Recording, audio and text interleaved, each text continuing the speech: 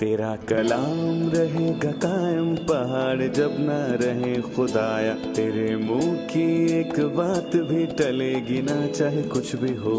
तेरी मान दिए है जिंदा सोने से भी कीमती, मेरा दिल ये दे गवाही है ये किताब अजीम। नाज़िल करे अपना कलाम, शिकस्ता दिलों को सुकून मिले, तारीखी दूर हो मेरी राहें रोशन कर। दिल अपना कलाम कसरत से ए खुदा बदल दे, रिहाई दे कसरत से फल मिला।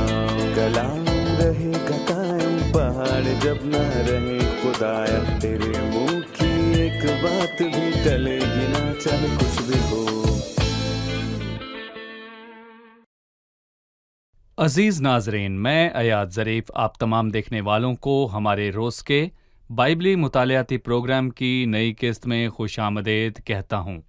अभी हम ज़बूर की किताब का मुताला कर रहे हैं और आज हम 107 और 108 ज़बूर का मुताला करेंगे।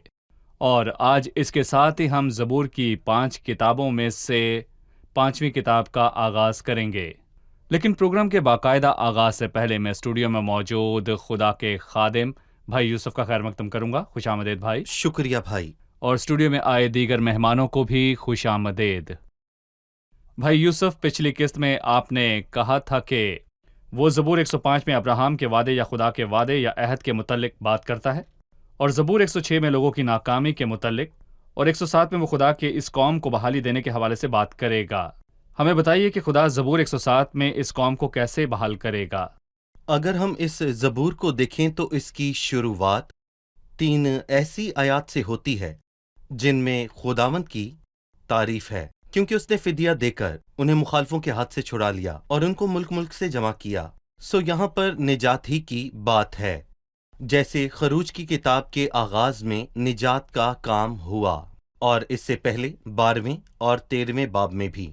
फिर उसने उन्हें मुल्क मुल्क जमा किया, और ये ऐसी बात है जो मुल्क मिस्र में ना हुई क्योंकि वो मुल्क मिस्र में थे। लेकिन मैं कहूँगा कि 70 ईस्वी में वो दुनिया के सब ममालिक में जा बजा बिखर गए, और वो कहता है उसने उन्हें मुल्क मुल्क जमा किया। और इस ज़बूर में आगे चलकर हम देखेंगे कि खुदा किस तरह रहमत और फजल के साथ उनसे पेश आया और उन्हें खुदावंद में बहाल किया, और हम देखेंगे कि उन्हें वो वापस ले आया। क्या ज़बूर 107 की कोई ख़ास तकसीम है? देखें भाई, यहाँ पहली 3 आयात में तारुफ है। यहाँ लिखा है कि खुदावंद का शुक्र करो क्योंकि वो भला है। और मैं कहूँगा कि आयत 4 और 32 4 मरकजी बातों के हवाले से हैं, और इनमें पहली बात यह है कि हम उसमें एक बंजर बियाबान को देखते हैं जहाँ लोग भटक रहे थे। और अगली आयत मैं कहूँगा यानी 10 ता 16 उन असीरों के हवाले से है जो कैद में मुसीबत ज़दा हैं। और फिर इसके बाद आयत 17 से 22 यहाँ पर वो बीमार हैं जो सच में मौत के मुंतज़िर हैं। और फिर आखिर में आयत 23 से 32 समुद्री तूफान की मुसीबत के बारे में बात कर रही हैं। और ये 4 मरकजी बातें हैं जो उन लोगों के बारे में हैं जो बियाबान में भटक रहे थे, जो कि कैदी थे, बीमार थे, जो बीमारी के बिस्तर पर थे। और फिर एक बड़े समंदरी तूफान की मुसीबत है। और ज़बूर के आखिरी हिस्से में यानी आयत 33 से आखिर तक खुदा के मुख्तलिफ कामों की बात की गई है कि किस तरह वो बियाबान को झील बना देता है, और इसके बरक्स किस तरह वो लोगों को घटा देता और जुल्म और मुसीबत और रंज के तले लाता है। इसका मतलब वही है कि लोगों को अमीर या गरीब करता है। लिहाजा लोगों के 4 अक्स दिखाए गए, यानी वो लोग जो शहर के बिना भटक रहे थे, बीमार लोग, और वो लोग जो कि कैद खाना में असीर हैं, और वो जो समंदर के पानी में खो गए। और ये उनकी मुसीबत का वक्त था, इससे पेशतर कि खुदावंद उन्हें बहाल करे। बिल्कुल।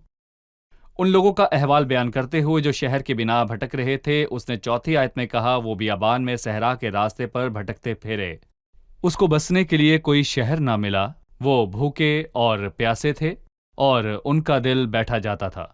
तब अपनी मुसीबत में उन्होंने खुदावंद से फरियाद की और उसने उनको उनके दुखों से रिहाई बख्शी।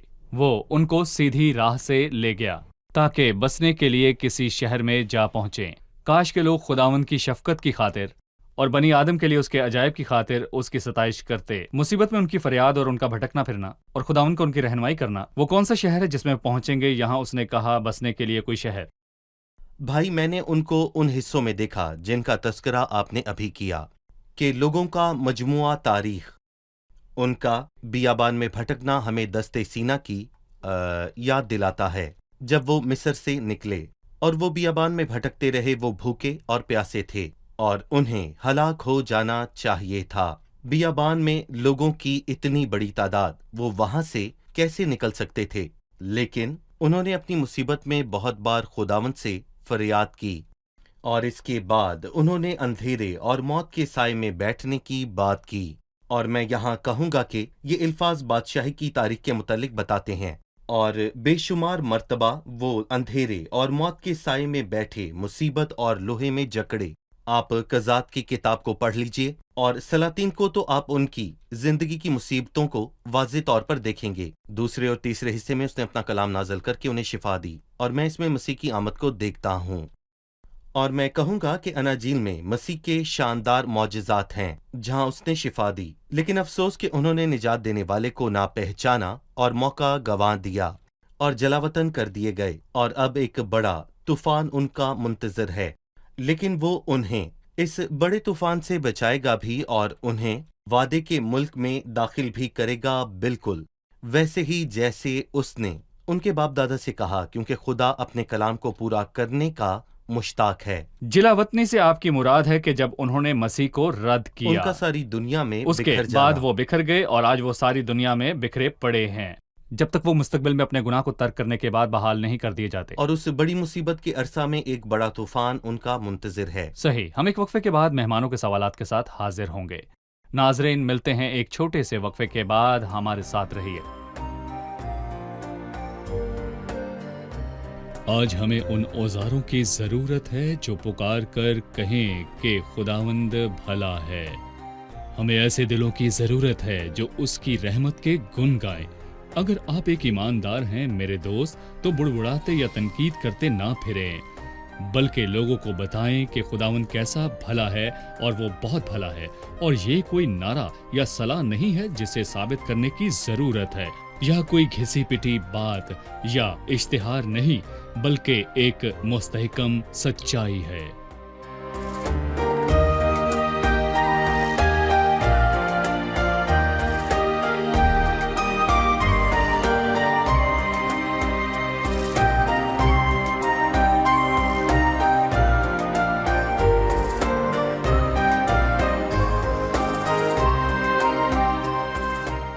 خوش آمدید۔ آئیے اپنے مہمانوں کی طرف بڑھتے ہیں اور جانتے ہیں ان کا سوال۔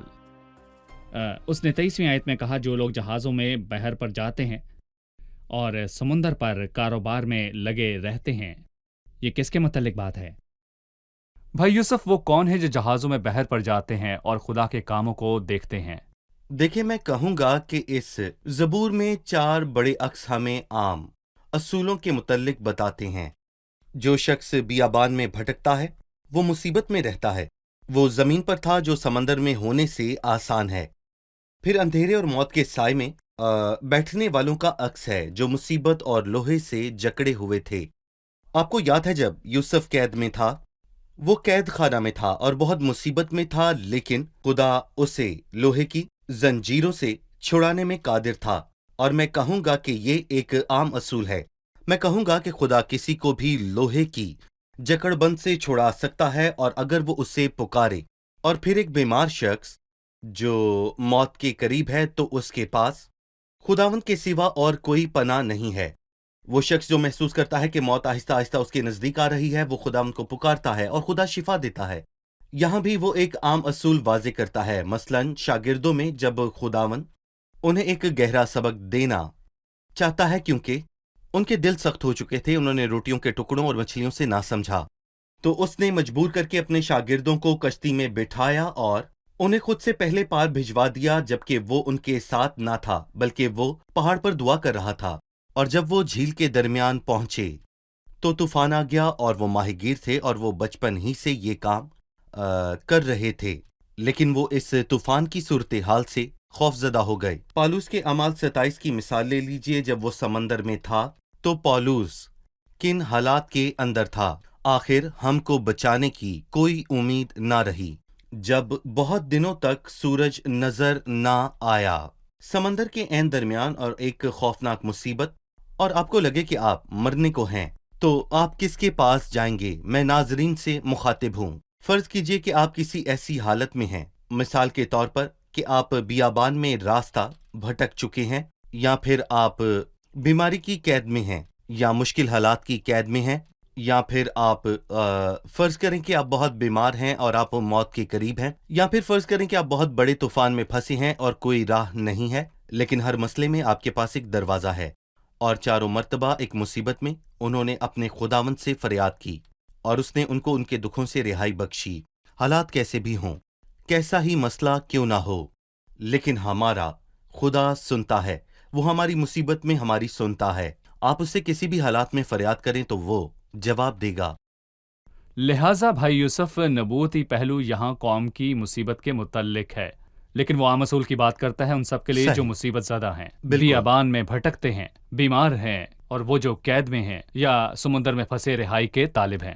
ہر کوئی جو خدا کو خداوند کہتا ہے اس سے امداد اور معاونت پاتا ہے، خاص صحیح، کر ہر زمانے میں خدا کے فرزند۔ یقیناً، بھائی یوسف، خدا کے متعلق 33ویں آیت میں کہا گیا کہ وہ دریاؤں کو بیابان بنا دیتا ہے اور پانی کے چشموں کو خشک زمین، اور 35ویں آیت میں وہ بیابان کو جھیل بنا دیتا ہے اور خشک زمین کو پانی کے چشمے، سو وہ خشک کرتا ہے اور پانی کے چشموں کو نکالنے والا صحیح، بھی ہے۔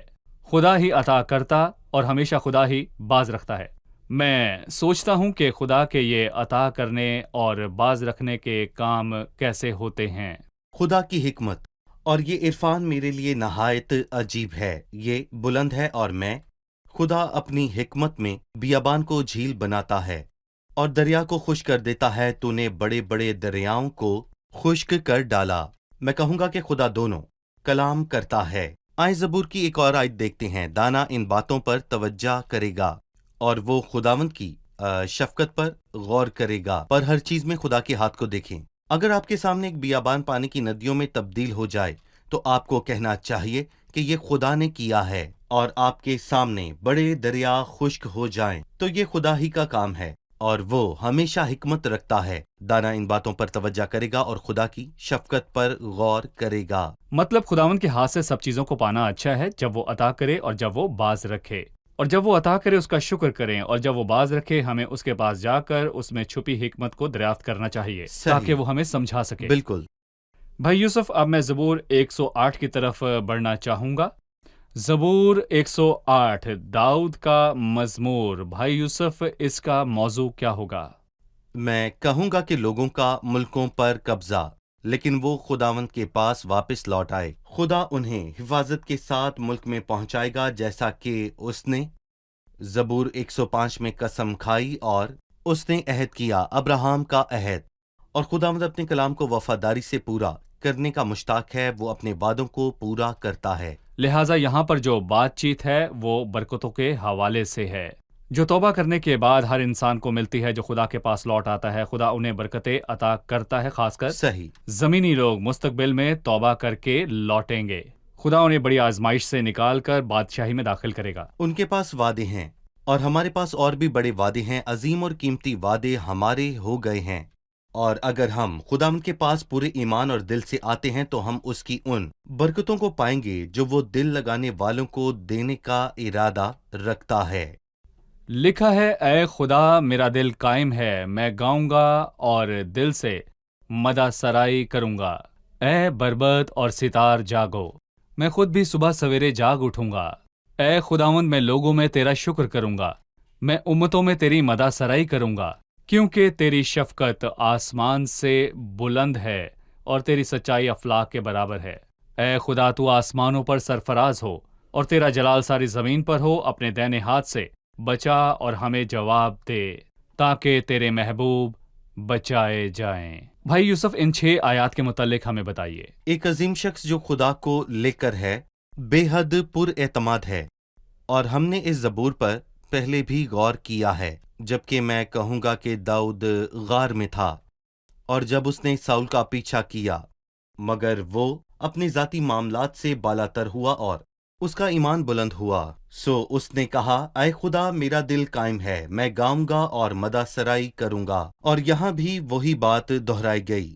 ہم مشکل حالات سے گزرتے ہیں، لیکن میں یہاں کہوں گا کیا ہم مشکل حالات میں خداوند کی مدح سرائی کر سکتے ہیں؟ جواب ہے جی ہاں، ہم تیری بڑی مہربانی کے لیے شکر کرتے ہیں جو مستقل ہے۔ لہٰذا مشکل حالات کے اندر ہم کہہ سکتے ہیں کہ میرا دل قائم ہے، میں گاؤں گا اور مدح سرائی کروں گا، نہ صرف جب خدا ہمیں نکال لے بلکہ جب میں مشکل حالات میں ہوں تب بھی۔ بھائی یوسف، میں یہاں کہنا چاہوں گا کہ منظر بدل جاتا ہے۔ پچھلے زبور میں لوگوں کے بیابان میں بھٹکنے کی بات ہوئی، بیمار لوگ، قیدی لوگ، لہروں سے لڑتے لوگوں کا ذکر تھا جو انہیں یہاں سے وہاں اچھال رہی تھی۔ وہ کہہ رہے تھے کہ اے خدا میرا دل قائم ہے، کون ہے جو ان کی ایسی حالت سے نکال کر اسے سنوارے؟ جی، پچھلے زبور میں جو بات غالب تھی وہ یہ تھی کہ تب اپنی مصیبت میں انہوں نے خدا سے فریاد کی، اور یہاں غالب ہے میں گاؤں گا اور مدح سرائی کروں گا۔ اور اس بات سے ہمیں زبور 30 کے وہ شاندار الفاظ یاد آتے ہیں، رات کو شدید رونا پڑے پر صبح کو خوشی کی نوید آتی ہے۔ خدا ہمیں یہ بتانا چاہتا ہے کہ رات دیر تک نہ رہے گی، رات چاہے جتنی بھی دیر تک رہے اور کتنا ہی اندھیرا ہو جائے لیکن روشنی کو آنا ہے، اور اسی لیے آئے ہم روشنی کا انتظار کرتے ہیں۔ داؤد نے بڑی اچھی بات کہی کہ میں صبح سویرے جاگ اٹھوں گا، یا میں صبح سویرے اٹھ کر گاؤں گا۔ میں سویرا ہونے سے پہلے جاگوں گا اور اپنے گیتوں سے سویرے کو جگاؤں گا، اور یہ اچھی بات ہے کہ ہم اپنے دن کا آغاز گیتوں سے کریں اور حمد و ثنا کے ساتھ کریں، اور یہ بہت شاندار بات ہے خاص کر کے اس کے لیے جو مشکل میں ہے، کیونکہ یہ ایمان کی بلندی ہے۔ اگلی آیت یعنی 7ویں آیت ہے، خدا نے اپنی قدوسیت میں یہ فرمایا ہے، سو یہ اگلے الفاظ خدا کے الفاظ ہیں، میں خوشی کروں گا، میں سکم کو تقسیم کروں گا اور سکات کی وادی کو بانٹوں گا۔ جلاد میرا ہے، منسی میرا ہے، افرایم میرے سر کا خود ہے، یہودا میرا عصا ہے، مواب میری چلپچی ہے، ادوم پر میں جوتا پھینکوں گا، میں فلسطین پر للکاروں گا۔ بھائی یوسف، میں چاہوں گا کہ آپ ہمیں ان لوگوں کے متعلق کچھ بتائیں۔ یہ لوگ اور شہر دو حصوں میں تقسیم کیے گئے ہیں، اور پہلا حصہ وہ لوگ ہیں جن کا تذکرہ اس نے کیا، جلاد، منسی، افرایم اور یہودا۔ یہ خدا کے لوگ ہیں جو ضرور ملک کے وارث ہوں گے، کیونکہ خدا کے ابراہیم سے کیے ہوئے وعدے کا مقصد یہی ہے۔ لیکن ایسے لوگ بھی ہیں جو خدا کے لوگوں کے خلاف ہیں۔ ان مخالفوں کو خدا کے لوگوں کے آگے زیر ہونا ہے، اور یہاں اس نے مواب، ادوم اور فلسطین کا ذکر کیا، جنہیں آخر میں میں کہوں گا کہ ضرور زیر ہونا ہے، اور مسیح کی بادشاہی کے آگے ہر گھٹنا جھکے گا۔ بہت ہی واضح بات ہے۔ یہاں ہم ایک چھوٹا سا وقفہ لیں گے اور پھر مہمانوں کے سوالات کے ساتھ حاضر ہوں گے۔ ناظرین، ملتے ہیں ایک چھوٹے سے وقفے کے بعد، ہمارے ساتھ رہیے۔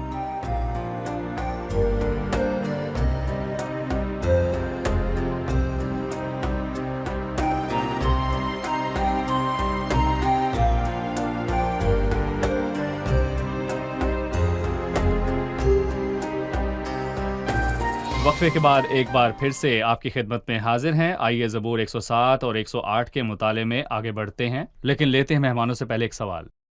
زبور 107 32ویں آیت میں ہم پڑھتے ہیں، وہ لوگوں کے مجمع میں اس کی بڑائی کریں اور بزرگوں کی مجلس میں اس کی حمد۔ لوگوں کا مجمع اور بزرگوں کی مجلس کیا ہے؟ جی بھائی یوسف، آپ کیا کہیں گے؟ دیکھیں، یہاں میں کہنا چاہوں گا کہ میں اس زبور پر ایک سرسری نظر دوڑانا چاہوں گا، اور میں یہ بھی کہوں گا کہ ویسے پہلا حصہ 8ویں اور 9ویں آیت پر ختم ہوتا ہے، جب وہ کہتے ہیں کہ کاش لوگ خدا کی شفقت کی خاطر ابن آدم کے لیے اس کے عجائب کی خاطر اس کی ستائش کرتے، کیونکہ وہ ترستی جان کو سیر کرتا ہے اور بھوکی جان کو نعمتوں سے مالا مال کرتا ہے۔ پہلے حصے میں ایسے لوگ ہیں جنہیں کھانا نہیں ملا، وہ بیابان میں بھوک اور پیاس سے مر رہے ہیں۔ کاش کے لوگ خداوند کی شفقت کی خاطر ابن آدم کے لیے اس کے عجیب کاموں کی خاطر اس کی ستائش کرتے، کیونکہ وہ بھوکی جان کو سیر کرتا ہے اور بھوکی جان کو نعمتوں سے مالا مال کرتا ہے۔ اور آگے لکھا ہے، کیونکہ اس نے پیتل کے پھاٹکوں کو توڑ دیا اور لوہے کے بینڈوں کو کاٹ دیا۔ ایک وجہ سے وہ شکر گزاری اور تعریف کرتا ہے۔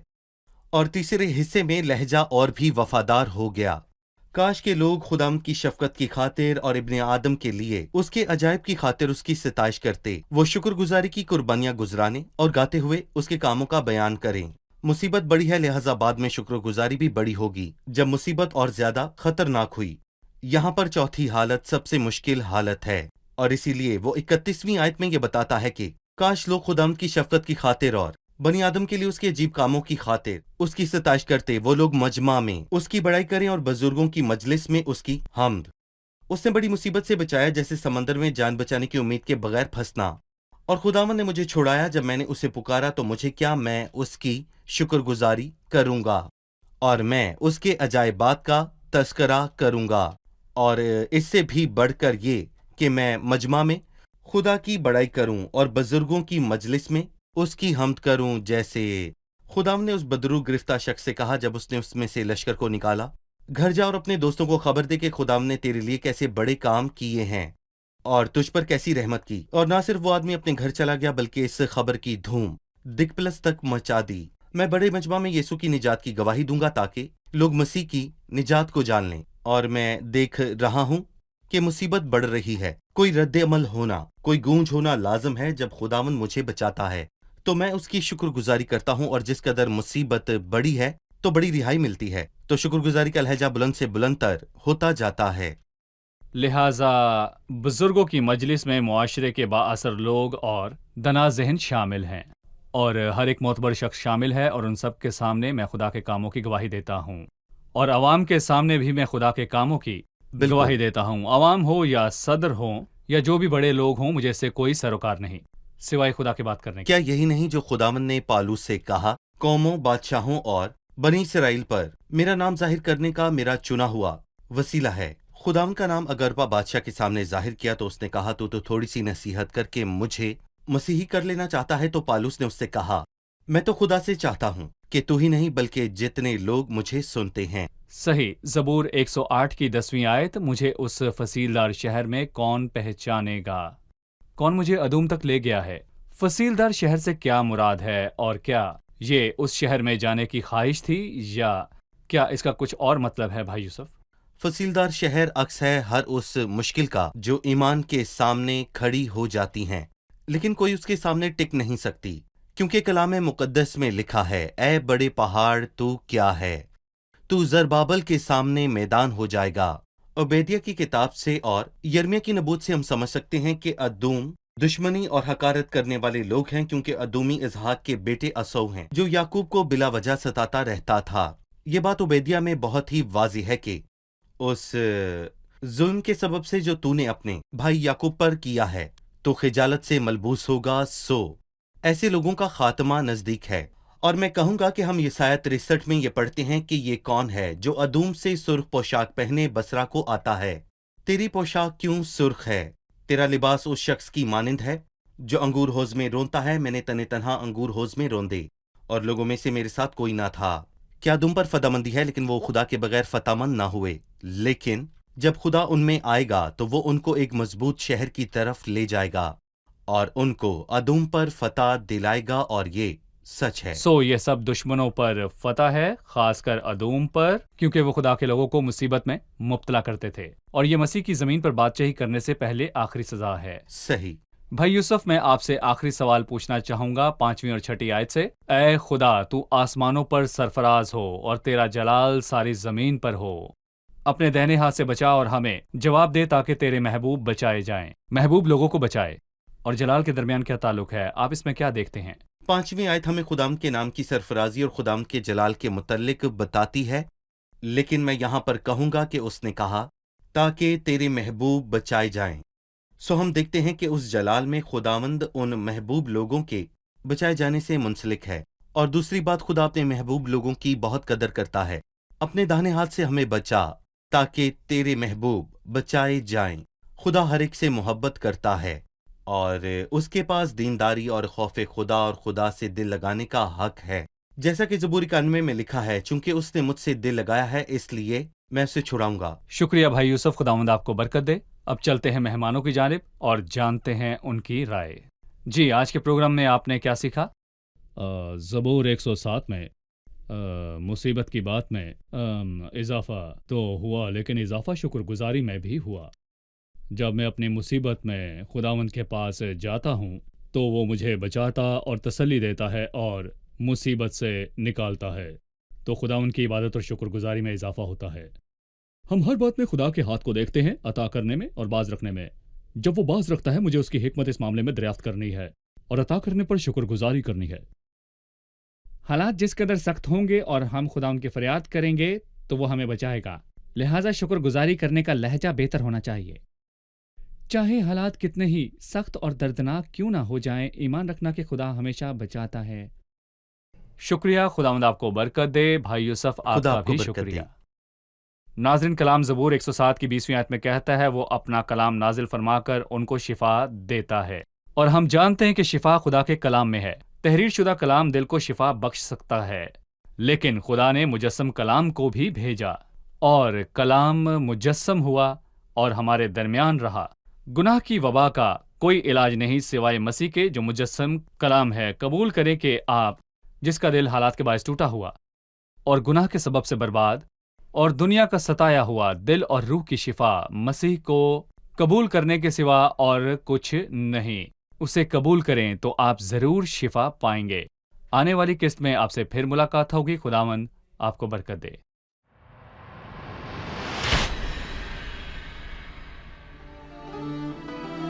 من غيرك بتراب الأرض يقدر يخلق عين ضرير ويرجع لنهار وضي بعد ما عاش للضلمة أسير. من غيرك بتراب الأرض يقدر يخلق عين ضرير ويرجع لنهار وضي بعد ما عاش للضلمة أسير. انت عظيم وقدير، حبك حب كبير، نيرك هاي ما انت حنايم، مش ممكن تتغير يوم، ما بتعجزش ايديك ولا شيء صعب عليك، تشفي بكلمة وتحيي الميت وتفرح قلبي المهموم. انت عظيم وقدير، حبك حب كبير، نيرك هاي ما انت حنايم، مش ممكن تتغير يوم، ما بتعجزش ايديك ولا شيء صعب عليك، تشفي بكلمة تحيي الميت وتفرح قلبي المهموم.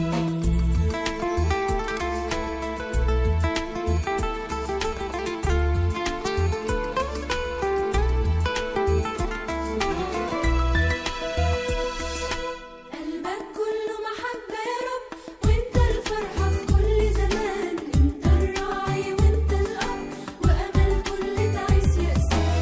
قلبك كله محبة يا رب، وانت الفرحة في كل زمان، انت الراعي وانت الأب، وأمل كل تعيس يأسان.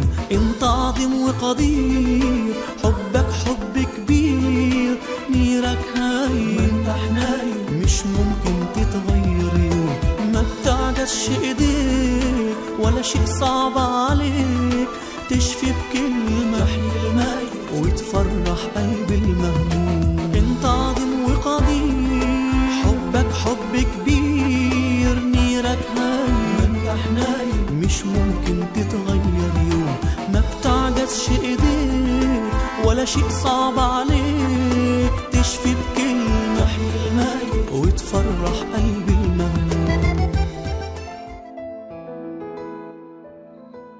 तेरा कलाम रहेगा कायम पहाड़ जब ना रहे खुदाया, तेरे मुंह की एक बात भी टलेगी ना चाहे कुछ भी हो, तेरी मान दिए है जिंदा सोने से भी कीमती, मेरा दिल ये दे गवाही है ये किताब अजीम, नाज़िल करे अपना कलाम शिकस्ता दिलों को सुकून मिले, तारीकी दूर हो मेरी राहें रोशन कर, दिल अपना कलाम कसरत से ए खुदा बदल दे, रिहाई दे कसरत से फल मिलाओ, कलाम रहेगा कायम पहाड़ जब ना रहे खुदाया, तेरे मुंह की एक बात भी टलेगी ना चाहे कुछ